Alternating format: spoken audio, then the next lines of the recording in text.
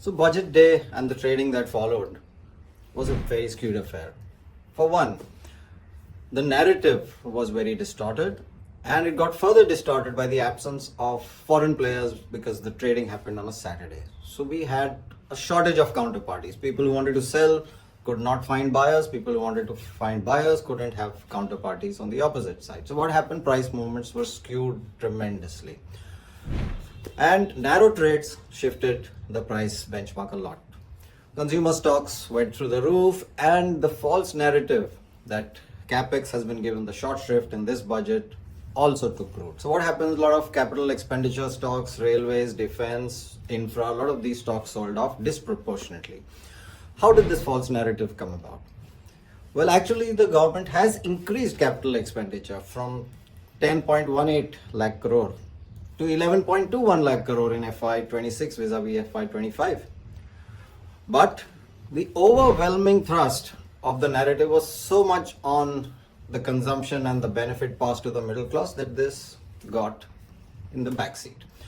And actually, the government has done a number of good things. For one, the Department of Science and Technology's budget has gone up almost 30 or 40x.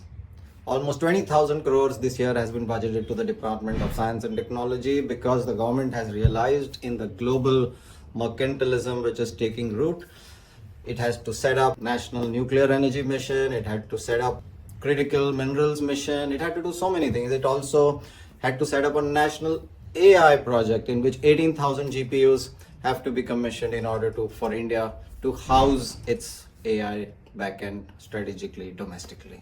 The government has increased capital expenditure. In fact, it's marginally decreased it in railways because a lot of the big projects like the freight corridor and its automation were already done. And what also, in spite of the actual numbers being up, what people did not realize among all the narratives is that the government's accounting is always on an actual payments basis. It doesn't follow the mercantile system of accounting.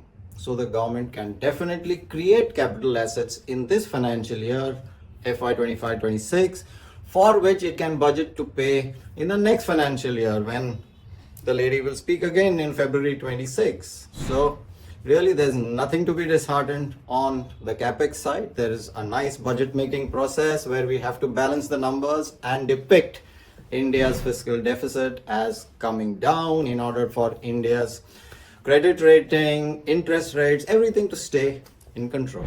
So this is done pretty well by the guys in the FinMin. And so don't be disheartened. There is a lot if you clear the cobwebs.